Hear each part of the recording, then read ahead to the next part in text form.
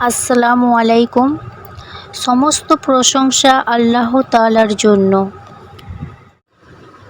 আজকে আলোচনা করব আয়াতুল কুরসির ফজিলত।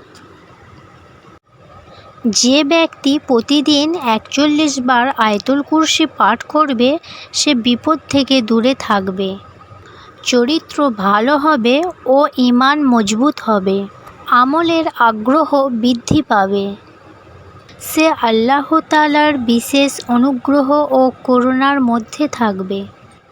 যেই ঘরে বেশি বেশি আয়াতুল কুরসি পড়া হয় ওই ঘরে শয়তান প্রবেশ করতে পারে না। আয়াতুল কুরসি পাঠ করলে অনেক উপকার পাওয়া যায়, তাই আপনারা বেশি বেশি করে আয়াতুল কুরসি পাঠ করার চেষ্টা করবেন। ভিডিওটা যদি ভালো লেগে থাকে তাহলে চ্যানেলটি সাবস্ক্রাইব করে দেবেন।